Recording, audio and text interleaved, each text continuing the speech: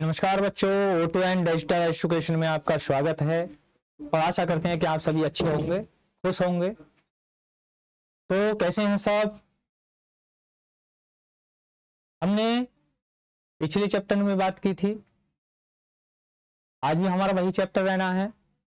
पिछले टॉपिक में हमने बात की थी परिपक्व पराग कोश की, और आज हमारा नया टॉपिक है हमारा पराग कण, या बोले तो परागकण की संरचना। तो हम जानेंगे परागकण एवं परागकण की संरचना के बारे में। आइए जानते हैं। तो आज का टॉपिक है हमारा परागकण एवं परागकण की संरचना। तो यह है हमारा आज का टॉपिक। जैसे हमने पिछले टॉपिक में बात की थी, स्टेप बाय स्टेप हम सभी टॉपिकों को क्या करते जा रहे हैं, समाप्त करते जा रहे हैं। तो जानते हैं, एक शब्द आता है नर युग्म कोद्भिद। तो नर युग्म कोद्भिद क्या है? नर युग्म कोद्भिद परागकण नहीं है, नर युग्म कोद्भिद वह है जिसमें परागण मिलते हैं। तो नर युग्म कोद्भिद की प्रथम कोशिका क्या कहलाती है? लघु बीजाणु या परागण। तो लिख सकते हैं हम यहीं पर ही कि नर युग्म कोद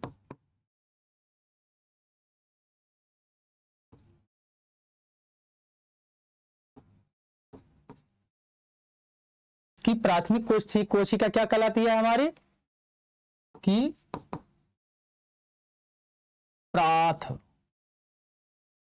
प्राथमिक कोशिका पराग कण या लघु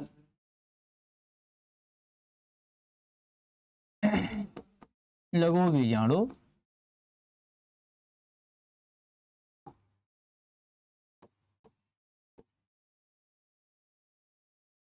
नर युग्म कोद्भिद की प्राथमिक कोशिका परागण या लघु बीजाणु कहलाती है।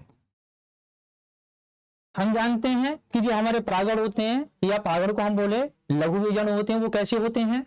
गोल होते हैं। और कैसे हो सकते हैं? गोलाकार भी हो सकते हैं और अंडाकार भी हो सकते हैं। यानी इनकी जो आकृति होती है वह कैसे होती है हमारी? अलग अलग हो सकती है। तो हम इसमें क्या लिख लेंगे? ये क्या होता है? परागकण क्या होता है? परागकण की संरचना, परागकण की आकृति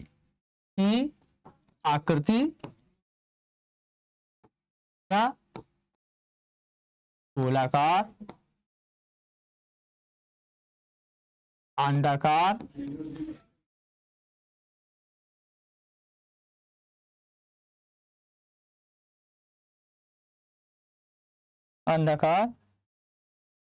वह भिन्न भिन्न हो सकती है। अंडाकार हो सकती है। तो जो परागकण होते हैं उनकी आकृति जो होती है हमें अलग अलग देखने को मिल सकती है। जैसे वो गोल भी हो सकते हैं, वो अंडाकार भी हो सकते हैं। तो इस रूपों में हमें ये देखने को मिल सकते हैं या बहुफलकीय भी हो सकते हैं, यानी कई सारी फलक उनकी देखने को मिल सकती हैं। अगर हम परागकण की क्या देखें, अगर परागकण के हम चित्र के बारे में जाने, तो जैसे यहां हम बात करते हैं, यहीं पर ही हम बना लेते हैं चित्र, या नेक्स्ट पेज पर देखते हैं। ये तो आपकी समझ में आ गया कि परागकण क्या है। तो हमने यहाँ कितना जाना है? अभी परागकण की संरचना के बारे में नहीं जाना है, अभी हमने क्या जाना है? परागकण के बारे में जाना है। नर युग्म कोद की प्राथमिक कोशिका परागकण या लघु बीजाणु कहलाती है। परागकण की आकृति गोलाकार, अंडाकार या लिख सकते हैं बहुफलकीय होती है, एवं बहुफलकीय भी लिख सकते हैं, फलकीय होती है। ये क्या हो गया हमारा परागकण। ये चीजें हम बस परागकण में इतना ही लिखना बहुत है, काफी है। नेक्स्ट चलते हैं हम अब हम पढ़ेंगे परागकण की संरचना के बारे में। क्या पढ़ेंगे? परागकण। तो ये क्या है? परागकण की संरचना। तो परागकण की संरचना जैसे हम यहां पर क्या बना लेते हैं, चित्र बना लेते हैं। तो हमने क्या बना लिया,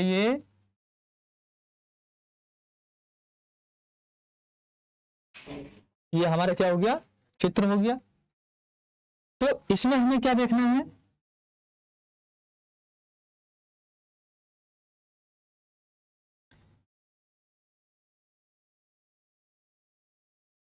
दूसरी हमने इसकी क्या करी, अंदर से एक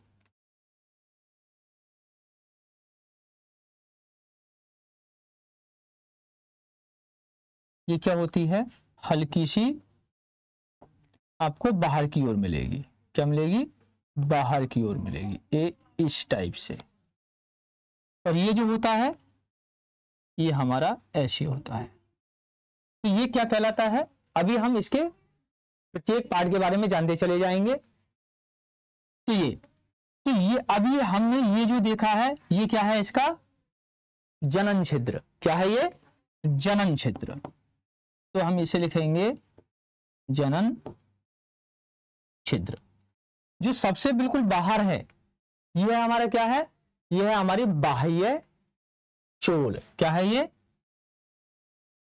बाह्य चोल। और इसके जैसे ही हम क्या आ जाते हैं, नीचे आ जाते हैं, ये क्या है हमारे,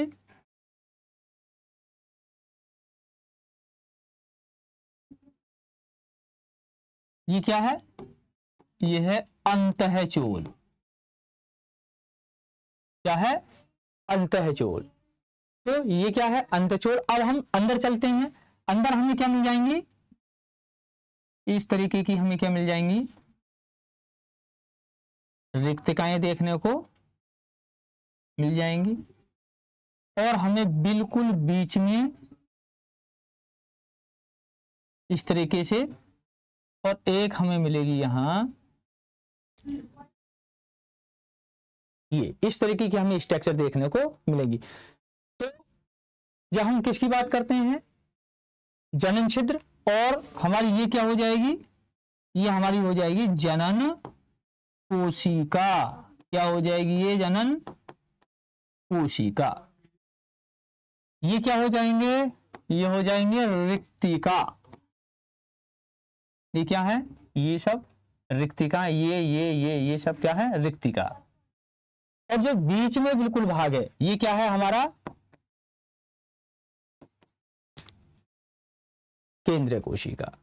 तो ये केंद्रीय कोशिका होगी, तो यहां लिख सकते हैं केंद्रक या केंद्रक कोशिका।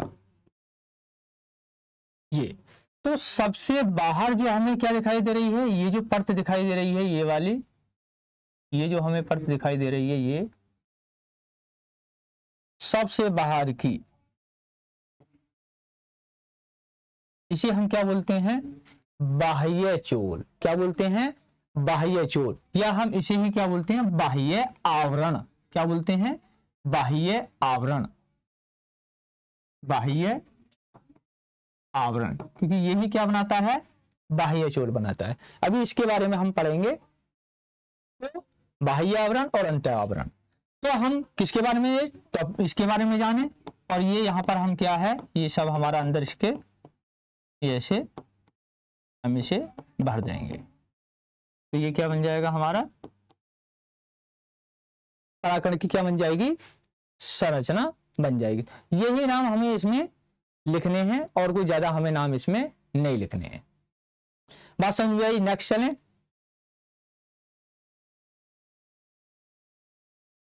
तो नेक्स्ट हम जानेंगे कि जो हमारा ये होता है पराकण, तो पराकण कौन कौन से आवरण बनाता है। तो परागण, हम परागण के पास क्या होते हैं, ये दो आवरण बनाता है, एक बनाता है बाह्य, एक बनाता है अंत है।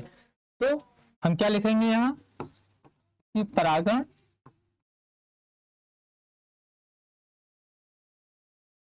दो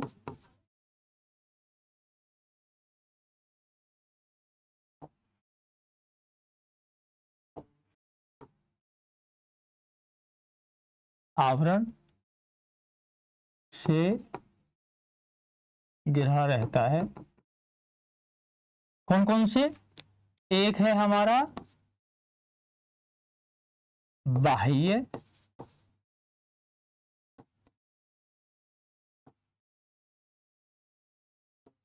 आवरण।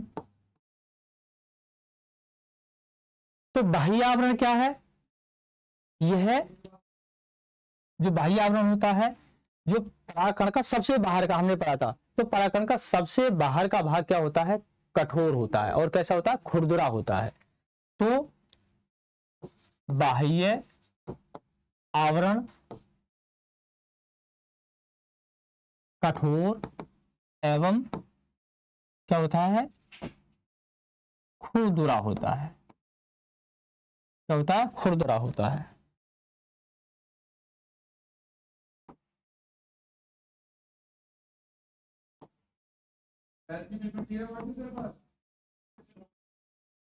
क्या होता है? खुरदुरा होता है, जिसे क्या कहते हैं? बाह्य चूल कहते हैं। क्या कहते हैं? इसे ही हम क्या कहते हैं? बाह्य चूल। इसे बाह्य चूल। अब बाह्य चूल जो होता है वो क्या होता है? स्पोरोपोलिन। इससे स्पोरोपोलिन का भरा हुआ होता है। तो हम लिख सकते हैं यहां पर बाह्य चूल, बाह्य चूल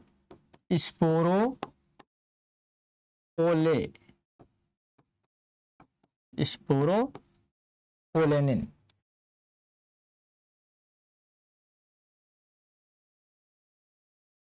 का बना होता है। क्या होता है? स्पोरोपोलेनिन से निर्मित होता है या बना होता है। स्पोरोपोलेनिन जीव जगत का एक ऐसा पदार्थ है जिस पर अम्ल क्षार का कोई प्रभाव नहीं पड़ता। तो हम इसमें लिख सकते हैं कि यह जीव जगत का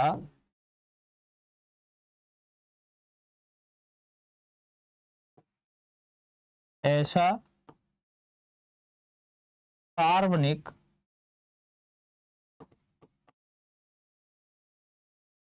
रसायन है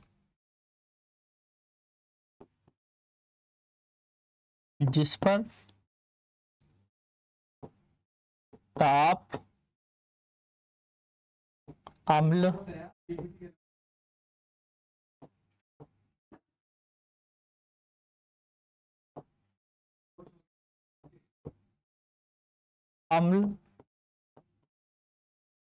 क्षार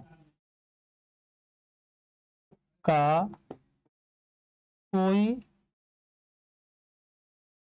प्रभाव नहीं होता।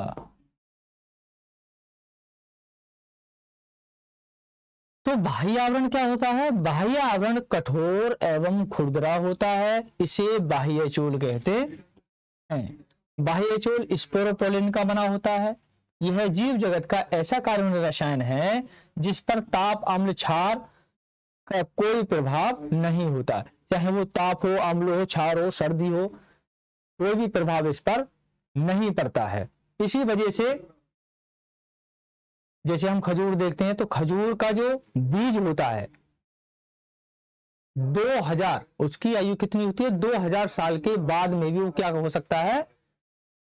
अनुकरण कर सकता है या वह जम सकता है, अंकुरित हो सकता है।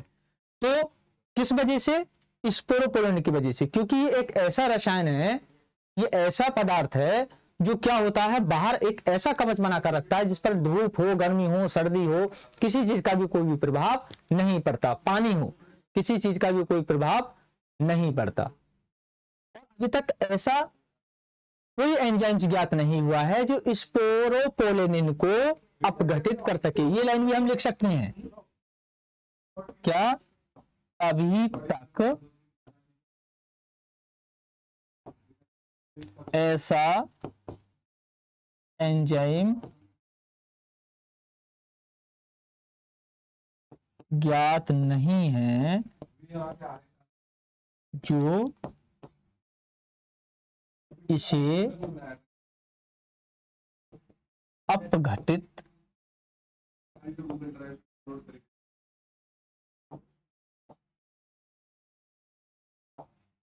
जो इसे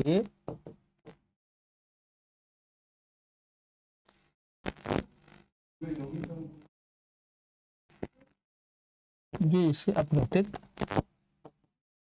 कर सके। ये तो ये क्या हो गया आपका बाह्य आवरण हो गया। अब हम बात करते हैं किसकी,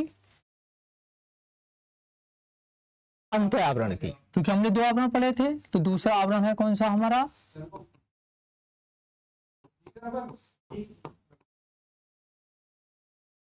कौन सा आवरण है हमारा, अंतः आवरण। तो इसमें लिखेंगे परागकण का अंतः आवरण कोमल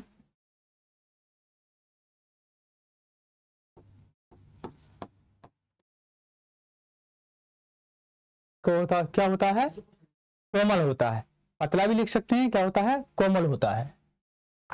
अब उसमें हमने बात की थी स्पोरोपोलेनिन की, कि वह जो बाह्य आवरण होता है वह स्पोरोपोलेनिन का बना होता है। लेकिन जब हम बात करेंगे किसकी, अंतः, तो ये अंतः आवरण, परागकण का अंतः आवरण क्या होता है, कोमल होता है। इसे क्या कहते हैं, इसे अंतःचोल, क्या कहते हैं इसे, अंतःचोल।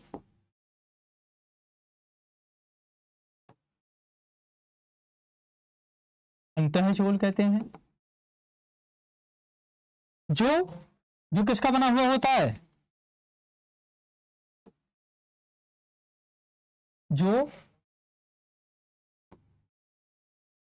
एक्टिन एवं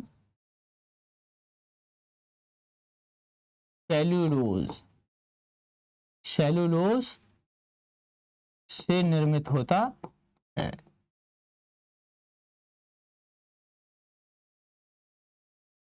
जो एक्टिन एंड सेल्यूलोज से निर्मित होता है। उसमें हमने किसकी बात करी थी, उसमें हमने बात करी थी सेल्यूलोज की, और इसमें हमने बात करी है किसकी, एक्टिन एंड सेल्यूलोज की। तो ये है क्या हमारा रसायन। दूसरा इसमें और लिख सकते हैं कि अंतःआवरण या फिर जो अंतःचोल होता है वह हमारा परागधानी में भी क्या करता है, मदद करता है। क्योंकि ये परागधानी, इससे क्या बनती है, अंतःचोल से क्या बनती है, परागधानी बनती है। तो अंकुरण के समय यह क्या करता है, परागधानी बनाता है। तो लिख सकते हैं इसे भी कि अंकुरण के समय अंतःचोल परागधानी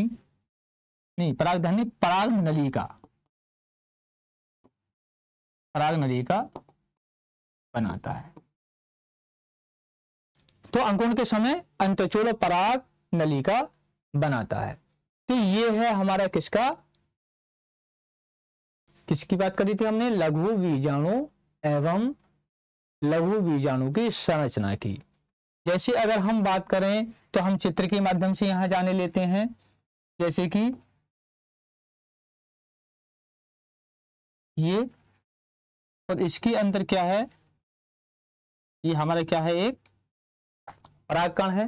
और परागकण क्या है, ये क्या है, परागकण के ये बाहर का भाग है, यानी कि क्या है, बाह्य आवरण है।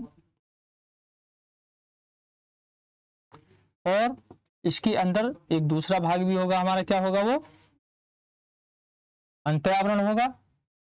ये हमारा क्या है, बाह्य आवरण। और ये जो होगा ये क्या होगा हमारा, अंतः आवरण। और जब हम नीचे चलते हैं तो इसके अंदर ये यहां क्या मिल जाएगा, हमें केंद्रक मिल जाएगा। क्या मिलेगा, केंद्रक। बाकी इसके अंदर कोशिका द्रव्य से भरा रहता है। और जब हम आगे चलते हैं तो ये जो हमें केंद्रक होता है, ये केंद्रक क्या हो जाता है, दो भागों में बढ़ जाता है। दो भागों में बढ़कर ये क्या बना देता है, जनन कोशिका और केंद्रक में विभाजित हो जाता है। तो ये हम यहां पर ऐसे चित्र बना सकते हैं। थोड़ा सा चित्र थोड़ा सा ज्यादा टेढ़ा मेढ़ा हो गया है, तो हम इसे क्या बना सकते हैं, ऐसे गोल करके ऐसे बना सकते हैं।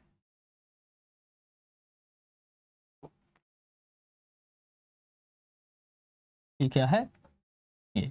और इसमें हम क्या कर सकते हैं, ये जो अभी हमने पीछे किया था ऐसे, और इसी में एक क्या कर सकते हैं हम, ये।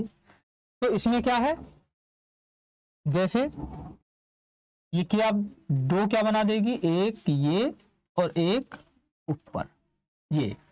तो ये हमारी क्या हो जाएगी, केंद्रक, और ये क्या हो जाएगी हमारी जनन कोशिका। क्या हो जाएगी, जनन कोशिका।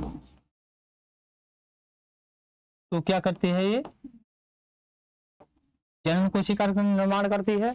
यानी ये क्या हो गया, केंद्रक हमारा दो भागों में विभाजित हो गया, जो क्या बनाता है, जनन कोशिका, और एक बन जाती है क्या हमारी केंद्र कोशिका। और जो जनन कोशिका होती है यह क्या बनाती है, वो दो नर युग्मक का निर्माण करती है। किसका, दो नर युग्मक का निर्माण।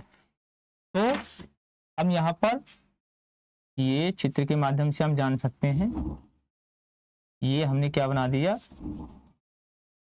या नेक्स्ट, इसे हम नेक्स्ट पेज पर भी देख सकते हैं, या इसे यहां खत्म कर दो। नेक्स्ट पेज पर जैसे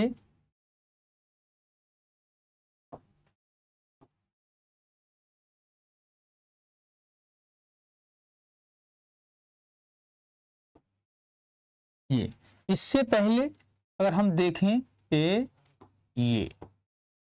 तो ये क्या काम करता है, यहां से ऐसे हल्की सी क्या हो जाती है, ये निकलने लगती है। कौन, जो जनन कोशिका से दो भाग बनते हैं। तो यहां हम देखते हैं, एक तो हमारा क्या बन जाता है, एक तो केंद्रक रहता है, और एक क्या रहती है हमारी जनन कोशिका, जो क्या बनाती है, जनन कोशिका दो नर युग्मक का निर्माण करती है। तो ये दोनों नर युग्मक क्या आ जाते हैं हमारे यहाँ, और यहां से ये दोनों नर युग्मक निकलकर कहां पहुंच जाते हैं, ये पहुंच जाते हैं वर्तिकाग्र पर। कहां पहुंच जाते हैं, वर्तिकाग्र पर। तो ये क्या है हमारे दो नर युग्मक, एक नर युग्मक ये है, या दोनों को लिख सकते हैं ऐसे एक साथ ही।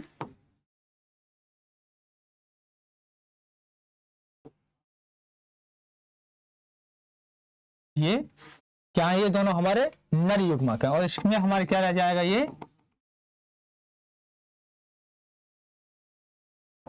और इसे हम यहां से क्या कर देते हैं, खत्म कर देते हैं। तो ये और ये क्या है, ये हमारा वही केंद्रक कोशिका है।